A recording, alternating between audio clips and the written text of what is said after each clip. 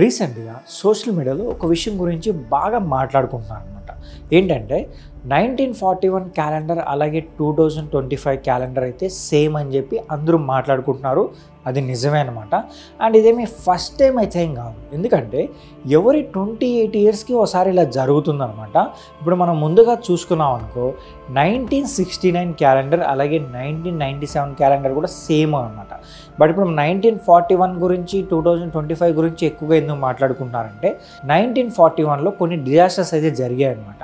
And దాన్ని రిలేటెడ్బుల్గా ఇప్పుడు 2025లో కూడా సో ఇప్పటి వరకు మనం చూసాం చాలా వరకు, అంటే 6 మంత్స్కే ఎన్ని డిజాస్టర్స్ జరిగాయంటే సో చాలామంది అయితే చనిపోయారు అనమాట.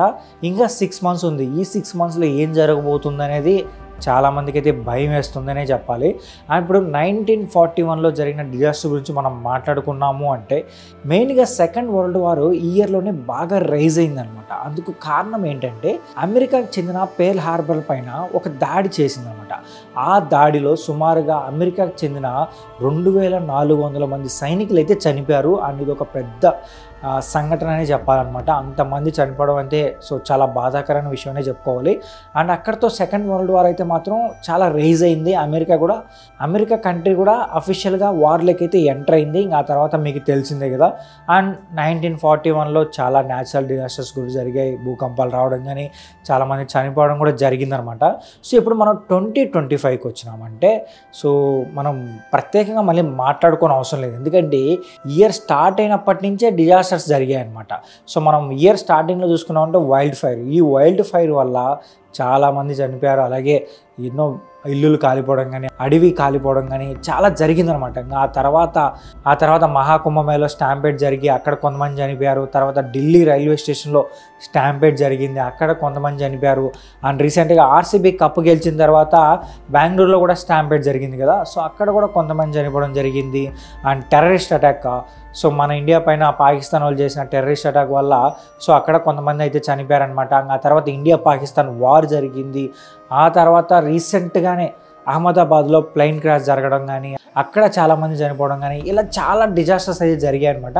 అండ్ ఇప్పుడు మళ్ళీ కొత్తగా ఇరాన్ ఇజ్రాయెల్ వార్ అయితే జరుగుతుంది. దీనికి రిలేటెడ్గా ఖచ్చితంగా వరల్డ్ వార్ 3 స్టార్ట్ అవబోతుంది అని చెప్పి చాలామంది అయితే మాట్లాడుకుంటున్నారు. మేబీ జరగచ్చు. ఇప్పుడేమో అమెరికా కూడా ఇజ్రాయెల్కి సపోర్ట్గా సో వార్లోకి అయితే దిగింది. ఒకవేళ ఇరాన్ సపోర్ట్గా ఏదైనా కంట్రీ దిగిందంటే మాత్రం ఇంకా వరల్డ్ వార్ 3 స్టార్ట్ అయినట్టే మాట్లాడుకోవచ్చు.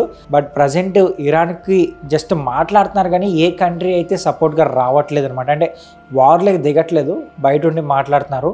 ఒకవేళ దిగిందంటే మాత్రం ఇంకా 3వ ప్రపంచ యుద్ధం స్టార్ట్ అయినట్టే మనం కూడా చెప్పుకోవాల్సింది అనమాట. ప్రజెంట్ జస్ట్ 6 మంత్సే జరిగిందనమాట. 2025లో కేవలం 6 నెలలు మాత్రమే ముగిసిపోయింది, ఇంకా 6 నెలలు అయితే మిగిలింది. సో ఈ 6 నెలలు ఏం జరగబోతుంది అనేది చాలా క్యూరియాసిటీగా మారిందనమాట. ఇప్పటికే జనాలు అయితే చాలా భయపడిపోతున్నారు. ఇప్పటికీ చాలా డిజాస్టర్స్ జరిగాయి కదా, ఇంకా రిమైనింగ్ 6 నెలల్లో ఎన్ని డిజాస్టర్స్ జరగబోతున్నాయి అనేది సో చాలామందికి భయంగా ఉందనమాట. ఆల్రెడీ మనం మాట్లాడుకున్నామంటే మాంగా ఆర్టిస్ట్ అని ఒక ఆవిడ, చాలా పెద్ద ఆవిడ, చాలా ముసలి ఆవిడ అనమాట. ఆమె ఒక ప్రెడిక్షన్ కూడా చెప్పిందనమాట. జూలై మంత్ అంటే 2025 జూలై మంత్లో జపాన్లో ఒక భారీ సునామీ రాబోతుంది. ఆ సునామీలో చాలామంది చనిపోతారని కూడా ఆమె అయితే ఒక ప్రెడిక్షన్ అయితే ఇచ్చింది. ఇప్పుడైతే జపాన్లో మాత్రం ఈ విషయం పట్టుకొని చాలామంది అయితే భయపడుతున్నారు. అండ్ చాలామంది జపాన్కి వెళ్ళాలన్నా కూడా సో భయపడుతున్నారు అనమాట. చాలా టికెట్స్ కూడా క్యాన్సిల్ చేసుకుంటారంట. జపాన్ ప్లాన్ ఉన్న ఈ జూలై మంత్ అంతా నాకు తెలిసి జపాన్ చాలా డ్రైగా మిగిలిపోతుందేమో అనిపిస్తుంది. అండ్ సో మన ఇండియాలో ఉన్న కొంతమంది పురోహితులు కావచ్చు, పండితులు కావచ్చు, వాళ్ళు కూడా ఏమంటున్నారంటే ఈ ఇయర్ కొంచెం బ్యాడ్గానే ఉండబోతుందని కూడా వాళ్ళు కూడా మాట్లాడుతున్నారనమాట. మరి సో చూద్దాం. మరి ఇప్పటికే చాలా బ్యాడ్ అయితే జరిగింది, ఇంతకన్నా ఇంకా బ్యాడ్ జరిగితే మాత్రం సో జనాలు అయితే చాలా ప్యానిక్ అవుతారు. బట్ మీరేమనుకుంటున్నారు? సో ఈ ఇయర్ అంటే ఈ 6 మంత్స్ కన్నా రాబోయే 6 మంత్స్ ఇంకా బ్యాడ్ జరగబోతుందని మీరు అనుకుంటున్నారా? సో దాని గురించి ఒకసారి కామెంట్ చేసి చెప్పండి. అలాగే ఈ వీడియో నచ్చితే మా ఛానల్ సబ్స్క్రైబ్ చేసుకోండి. ఇలాంటి మోర్ ఇంట్రెస్టింగ్ వీడియోస్తో నేను మీ ముందుకు వచ్చేస్తాను.